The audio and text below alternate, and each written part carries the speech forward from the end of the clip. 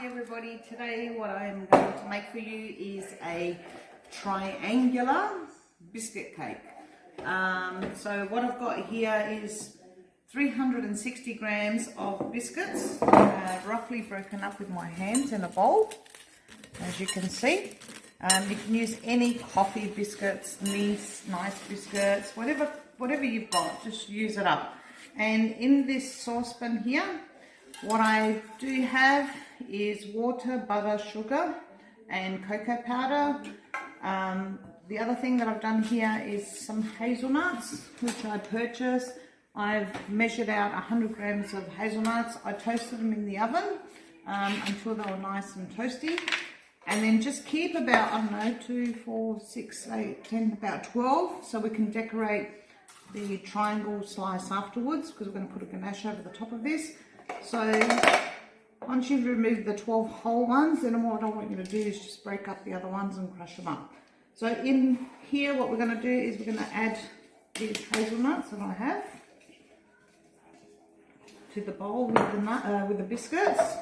We're also going to add the cocoa mixture that I've made up here. You pop the saucepan over the cooktop, bring it to a boil, switch it off, and then that's going to go straight, just pour that straight into your biscuits as well. So butter, sugar, cocoa and water. And then using 2 spoons, just bring all this together until most of the biscuits are coated. And you also incorporate all of the hazelnuts as well. Once you've covered most of this, then what we're going to do is we're going to pop this into the mould. As you can see in the mould, I have lined it with greaseproof paper.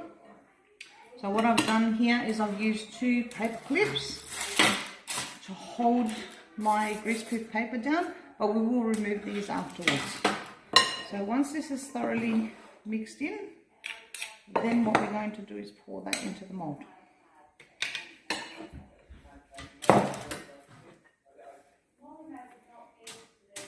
So just pour that all in.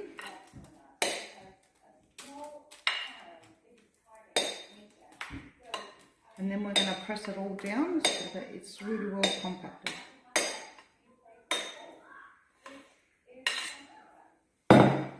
Using the back of the spoon or spatula, whatever you use, just make sure that you push all this down so it's really pushed in. If you don't have one of these triangular molds, just use any other tin that you have is fine.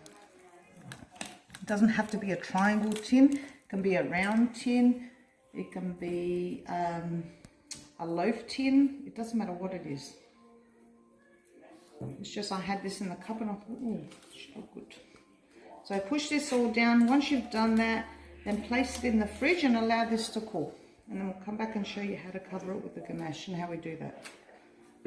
Okay, so we've pushed all that down, as you can see. Remove your paper clips now. So as I said, even if you have a loaf tin, still use the same method. Pop the greaseproof paper over and fold it, and then the other side, and place it straight in the fridge, allow it to cool down. Okay, to make the ganache for the top of the triangle biscuit cake, what we need is 120 grams of 45% cocoa dark chocolate. If you don't know the difference, this one here is your milk chocolate. As you can see, is 27% cocoa solid, and the dark chocolate is 45%. So we need the 45% one. All right. So to make the ganache, we need 120 grams of dark chocolate. I'll just put my scales on, which I've already pre-measured, so that's 120 grams. And we also need 120 mils of thickening cream. What we're going to do with that, once we measure this out, then we're going to place this into a saucepan. We're going to bring it to the boil on your cooktop. So we need 120 mils. Pour that straight into your saucepan on the cooktop. Just bring it to the boil and then switch it off. And then what we're going to do is chop up the chocolate biscuits, the chocolate as well. And then just using a chopping board and a sharp knife, don't cut your fingers, whatever you do, be very cautious. Just chop up your chocolate so it's nicely chopped up into small pieces. So then once we pour the hot cream over the top, I'm going to let that sit for about 30 seconds. And then we're going to mix it to make the ganache sauce. So as you can see now, the cream is just ready to come to the boil. As soon as you see a few more bubbles, then we're going to switch that off. So you can see that now it's just starting to bubble. Now you take that off. Bring it over to your bench. And then just pop all your chocolate bits that you've chopped up into a bowl.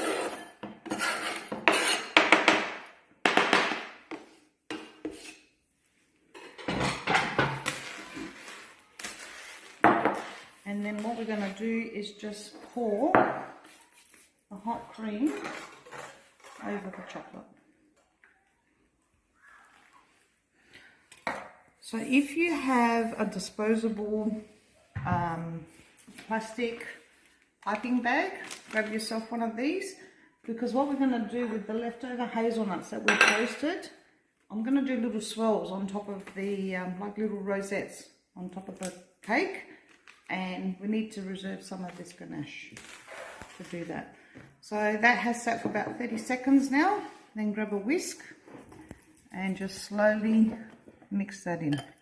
Now if I'd left this as solid chocolate bits, it would take too long to do this. So by shaving it and chopping it, as you can see, it's actually sped up the process. Okay, so as you can see, that's thoroughly mixed through. So grab yourself a spoon and serve some of this ganache into the piping bag. Do not cut the bottom of the piping bag. Okay, so do not cut the tip of the piping bag until we need it after. Alright, otherwise that will start pouring out, so make sure you don't do that. So just save a little bit of that. You don't need much of it. Lift up your bag, have a rubber band. And then what we're going to do next is with your rubber band, twist the top and just close that until we need it and pop it aside. So what I'm going to do next is check our biscuit cake and see if that's good. Okay, I pulled this out of the fridge. It's been about an hour now and you can actually feel it's cooled down. So what we're going to do from here is have a nice long platter. Put that on. Hope that comes out.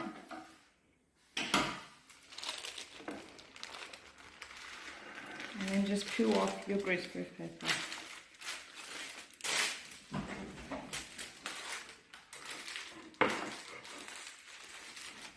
Okay, so what I have here is the ganache sauce, which is cooled down a little bit. If you put it on while it's too hot, it's just going to run everywhere. I also have a pastry brush here. Some of you may have seen me do this before. So with the brush, what I actually do is dip it in the chocolate, swipe one side, and then just work up. I'll just put it on this side so you can see. So all we're doing is using one side of the brush with an upward stroke.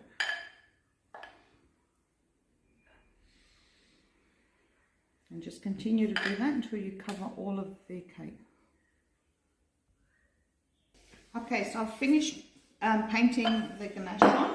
What I have here is a packet of Ferreros. This is like a last minute thought actually, that I thought of.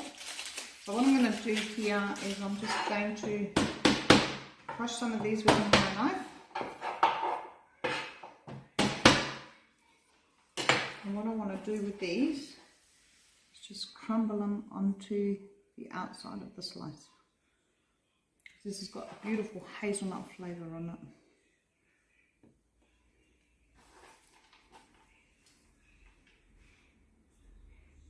And it will also give this a bit more texture as well. So just continue to do that until you fill up all the sides. So I'll probably take about 4, I reckon, to do this. You don't have to. This is just a last minute. So what I did so that I could speed this up so that you can all see how to do that, I actually placed this in the freezer so it can actually firm up a lot quicker. I said I was going to do some rosettes, but I forgot to put the little tip on before I put it in the bag. So just snip off the top of the bag. And then what I want you to do is just do a couple little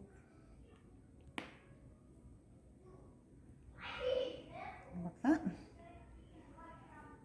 So virtually on every piece that we're going to serve. And then just pop the little toasted hazelnuts on top of that.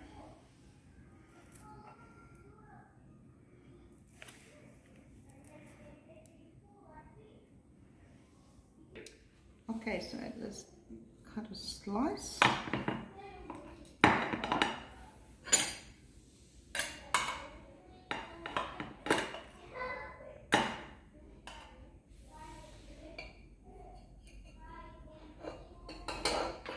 Oh, beautiful. So you can actually see the biscuit layers through there. So as you can see the biscuit layers through there, through the chocolate that we made. So this is my chocolate biscuit cake with a Ferrero topping and hazelnut.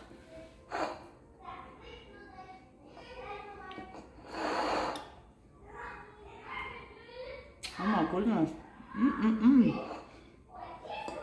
This is absolutely beautiful. I'll have the recipe online for you for all to follow.